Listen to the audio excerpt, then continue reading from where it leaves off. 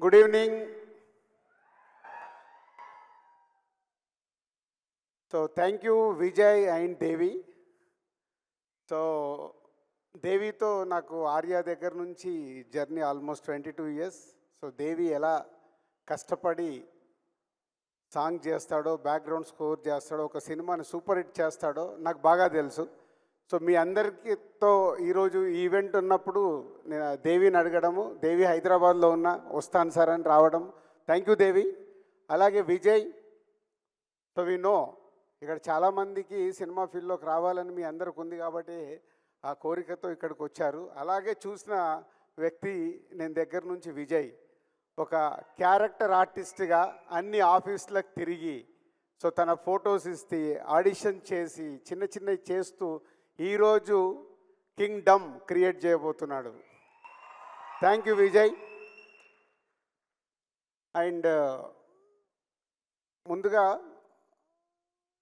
Dil Raju dreams కంటే ముందు మా జర్నీ ఎక్కడ స్టార్ట్ అయిందో, సో ఎందుకు దిల్ రాజు డ్రీమ్స్ అనే థాట్ వచ్చిందో ఎక్స్ప్లెయిన్ చేసి తర్వాత విజయ్ చేతుల మీదుగా, దేవి చేతుల మీదుగా వెబ్సైట్ లాంచ్ చేస్తాం.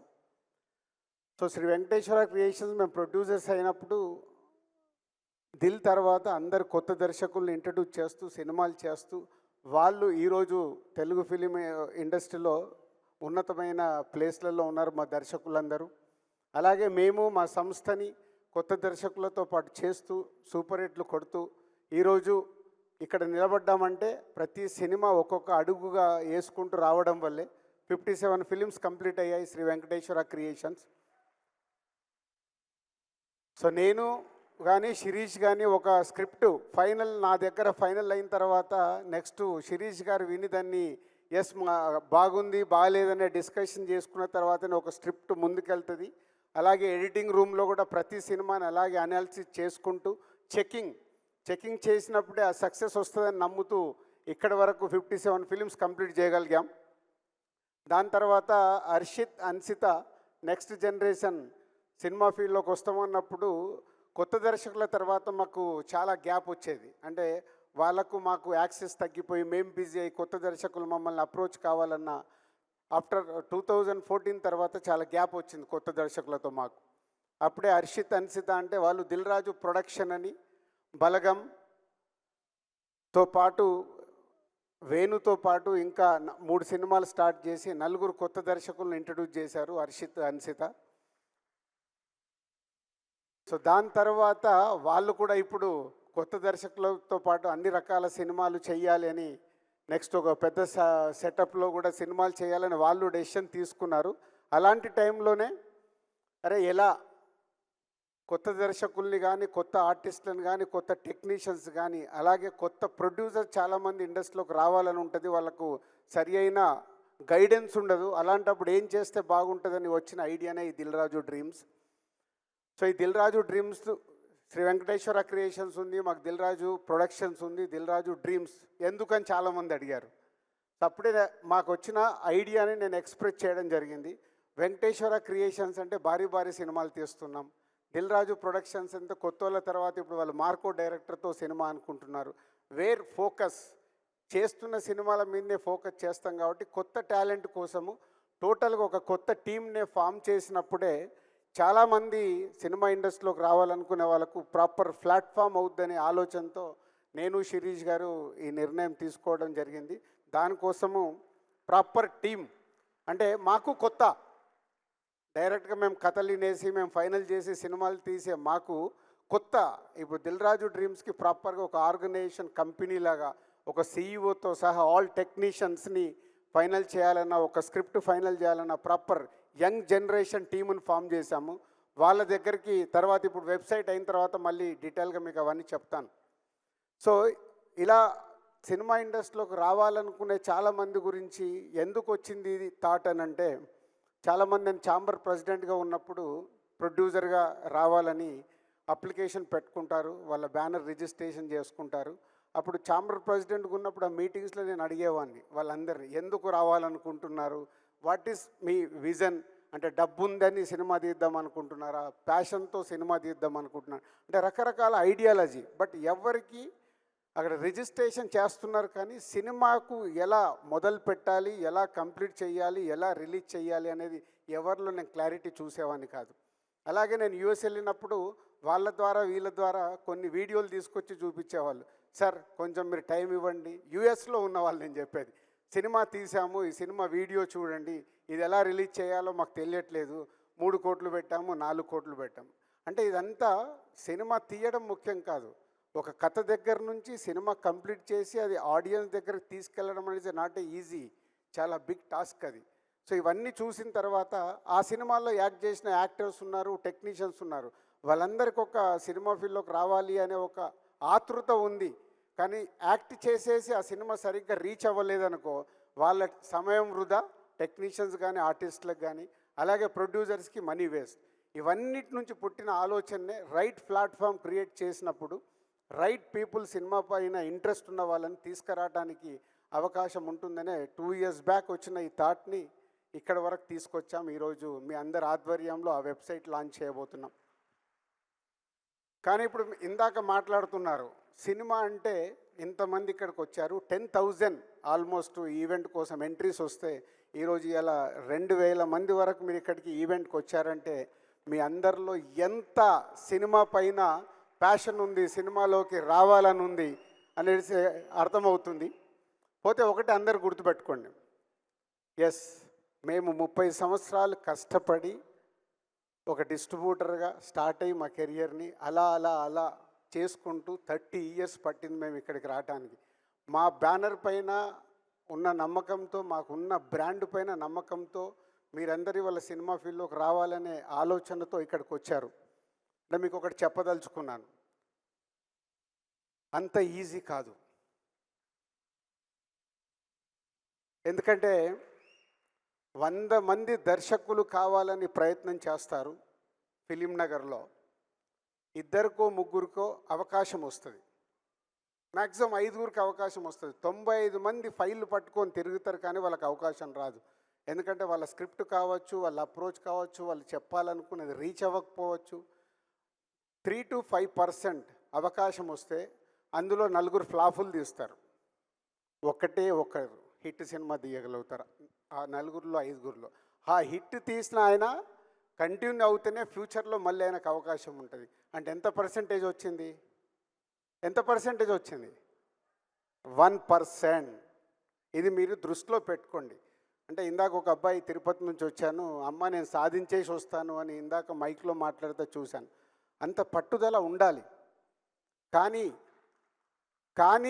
రేపు నువ్వు సక్సెస్ అవ్వకపోతే నీ వల్ల నీ ఫ్యామిలీ ఎఫెక్ట్ అవ్వకూడదు. అదే సినిమా. నేను సినిమా ఫీల్డ్లోకి వచ్చినప్పుడు నేను ఆటోమొబైల్ వ్యాపారంలో ఉన్నాను, శిరీష్ పైపుల వ్యాపారంలో ఉన్నాడు. మా లక్ష్మణ్ గారు మా పార్ట్నర్ అంతకుముందే ఆయన ఆటోమొబైల్లో ఉన్నారు.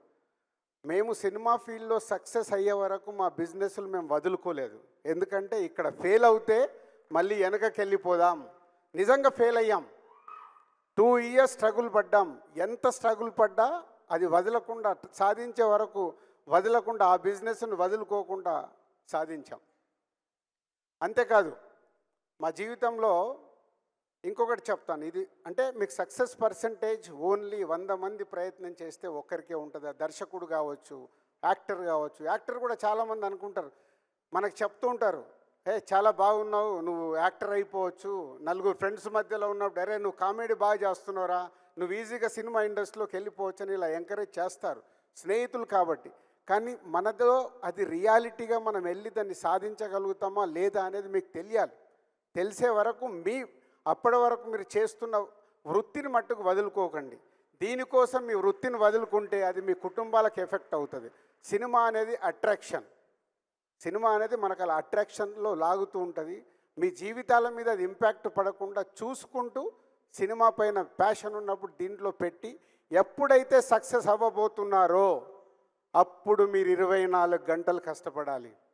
24 గంటలు కష్టపడితే ఒక మా సంస్థలో వచ్చినట్టు మేము కానీ, ఒక విజయ్ దేవరకొండ, ఒక దేవిశ్రీ ప్రసాద్, ఒక రవితేజ, ఒక నాని, వీళ్ళందరూ ఇండిపెండెంట్గా సక్సెస్ అయ్యి వాళ్ళ తెలుగు సినిమా ఇండస్ట్రీలో ఉన్నత శిఖరాల్లో ఉన్నారు. పాత జనరేషన్లో రజనీకాంత్ గారు కానీ, చిరంజీవి గారు కానీ, వాళ్ళు ఎక్కడికి వెళ్ళి వచ్చారు.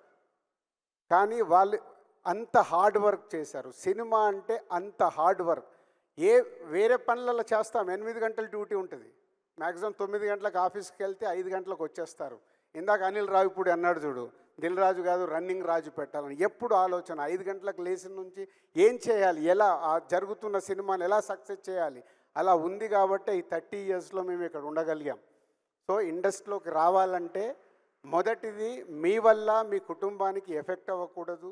2, ఇక్కడికి వచ్చిన తర్వాత మీరు సక్సెస్ దగ్గరికి రీచ్ అవ్వాలంటే 24 గంటలు సినిమా సినిమా సినిమా సినిమా అంటేనే సక్సెస్ అవుతారు. ఇది గుర్తుపెట్టుకోండి. సినిమా ఫీల్డ్లోకి వచ్చేస్తారు. సరే, ఇప్పుడు దిల్ రాజు డ్రీమ్స్ అనేది మేము ఏదో ప్లాట్ఫామ్ క్రియేట్ చేస్తున్నాం. దీని ద్వారా మీరు అప్లికేషన్లు ఇస్తారు.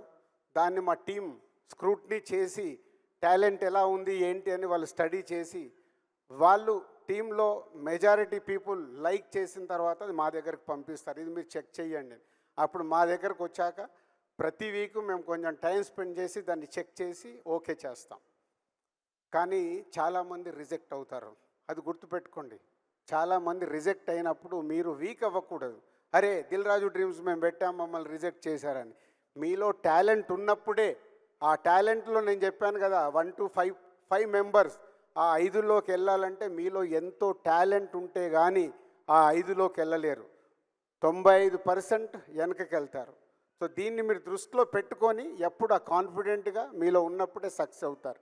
అలాగే సినిమా ఫీల్డ్లోకి వచ్చిన తర్వాత చాలా మోసాలు ఉంటాయి. ఇక్కడ మోసాలంటే సినిమాలోకి రావడానికి చాలామంది ప్రొడ్యూసర్లు ఉంటారు. ఎప్పుడు చెప్తారు, సార్ మేము 2 crores అనుకొని మొదలు పెట్టాము, 4 కోట్లు అవుతుందని. మొదలు పెట్టడానికి మన చుట్టుపక్కల ఉన్న వాళ్ళు 2 కోట్లే చెప్తారు, అయిపోయే వరకు అది 4 కోట్లు అవుతుంది. మీరు ఆస్తులు అమ్ముతారు, సినిమా తీయాలనేది ఎక్కడి నుంచి అప్పు తీసుకొస్తారు, మధ్యలో స్టక్ అయిపోతారు. Be careful. సినిమా ఫీల్డ్లోకి ఒక ప్రొడ్యూసర్ కావాలంటే మీకు అవగాహన ఉండాలి. అందుకే ఈ దిల్ రాజు డ్రీమ్స్లో ఫస్ట్ టైం ఒక ప్రొడ్యూసర్ కాలం కూడా పెడుతున్నాం. ప్రొడ్యూస్ కావాలన్న వాళ్ళు కూడా కనెక్ట్ అయ్యి రియాలిటీ, ఆ సినిమాకి నిజంగా మార్కెట్ అవుద్దా, ఎంత బడ్జెట్ అవుద్ది ఏంటి, మొత్తం మా టీం అనాలిసిస్ చేసి చెప్తారు. ఫైనల్గా మా దగ్గరకు వచ్చినప్పుడు మేము చెప్తాం దాన్ని.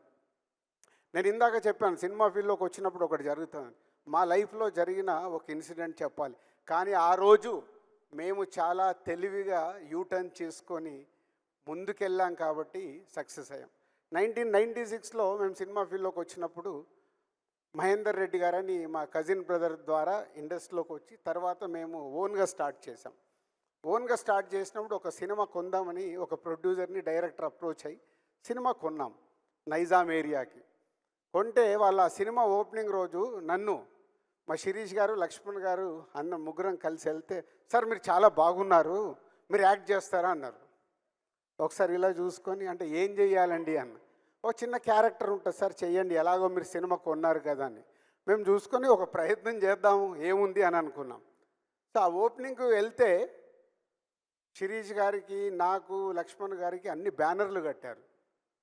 లేని మనకు అన్ని బ్యానర్లు కట్టారు, అసలు మనమే కొత్త వాళ్ళము, మనకు అంత సీన్ లేదు, వీళ్ళు ఎందుకు బ్యానర్లు కట్టారని మాకు ముందు డౌట్ వచ్చింది. వెళ్ళిపోయాము, పూజా కార్యక్రమాలు అయినాయి, వాళ్ళు షూట్ ఏదో చేసుకుంటున్నారు, మమ్మల్ని కూర్చున్నాము, మధ్యాహ్నం భోజనం చేశాము. 2:30 తర్వాత ఎవరు వచ్చి నాకు ఇలా మేకప్ వేశారు. మేకప్ వేస్తే శిరీష్ గారు, లక్ష్మణ్ గారు ముగ్గురం కూర్చున్నాము. అలా కూర్చున్నాం. 2:30 అయిపోయింది. ఈవినింగ్ 5:45, 6 టైంలో పిలిచి, సార్ మీకు షాట్ వచ్చింది రండి అన్నారు. షాట్ వెళ్తే ఒక అమ్మాయిని నన్ను పట్టి ఒక గంట కొట్టించారు. గంట కొట్టి మేము రిటర్న్లో వెళ్ళేటప్పుడు మేము ముగ్గురం ఒక కారులో వెళ్తూ, ఆహా ఏం సోప్ వేసాడు మనకు. అంటే ముందు ఆ సినిమా కొన్నాము, కొంటూ వాళ్ళతో జర్నీ చేయడానికి ఏం సోప్ వేశారని రియలైజ్ అయ్యి నెక్స్ట్ డే మార్నింగ్ వెళ్ళి, దయచేసి యాక్టింగ్లు ఇవి మాకు వద్దండి, సినిమా కొన్నాము, మీరు సినిమా కంప్లీట్ చేశాక చూద్దాము అని. ఆ రోజు అక్కడి నుంచి మేము ఎగ్జిట్ అయినామంటే మళ్ళీ ఆ సినిమా గురించి మేము ఆలోచించాలి. ఇచ్చిన డబ్బు వదిలేసుకున్నాం. వదిలేసుకొని నెక్స్ట్ ఏంటని మళ్ళీ మొదలు పెట్టాం. అంటే ఆ రోజుకిన మేము ఆ ఆలోచనకు రాకుంటే మేము అక్కడే ఆగిపోయేవాళ్ళం. అక్కడ జరుగుతున్నది అర్థం చేసుకొని మేము ముగ్గురం మాట్లాడుకొని బయటకు వచ్చి, ఇంకా మనకి ఇది వద్దు, వాట్ నెక్స్ట్ అని ముందుకు వెళ్ళిపోయి నెక్స్ట్ సినిమాలు ఏంటని దాని మీద ఫోకస్ చేశాం. అంటే మీకు ఎందుకు ఎగ్జాంపుల్ చెప్పానంటే, మా లైఫ్లో బిగినింగ్లో జరిగిందంటే సినిమా ఫీల్డ్లో ఇలాంటివి చాలా జరుగుతూ ఉంటాయి. సో ఇండస్ట్రీలోకి రావాలనే వాళ్ళు చాలా ఆలోచించుకొని మన చుట్టుపక్కల జరిగేటి అవగాహనతో చూసి ముందుకు రావాలి.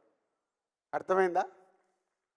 ఇది నేను ఎప్పుడు ఎక్కడ ఏ మీడియాలో కూడా చెప్పలే, కానీ ఈరోజు ఈ ప్లాట్ఫామ్ మీద ఎందుకు చెప్పాలనుకున్నామంటే 10,000 మంది మాకు రిజిస్ట్రేషన్స్ వచ్చాయి ఈ ఈవెంట్కి రావడానికంటే వరల్డ్ వైడ్గా 1,00,000 నుంచి 2,00,000 మంది ఈరోజు సినిమా ఫీల్డ్లోకి రావడానికి ఈ ప్లాట్ఫామ్ని వాడుకోవడానికి సిద్ధంగా ఉన్నారనేది మాకు అర్థమైంది. సో వాళ్ళందరికీ ఈ డయాస్ నుంచి నేను చెప్పాలనుకున్నది చెప్పాను. And thank you very much. మన విజయ్ దేవరకొండ గారు, దేవి గారితో వెబ్సైట్ లాంచ్ చేసిన తర్వాత మళ్ళీ కంటిన్యూ చేస్తాం. ఏదైనా క్వశ్చన్స్ కానీ ఏదైనా ఉంటే కంటిన్యూ చేస్తాం.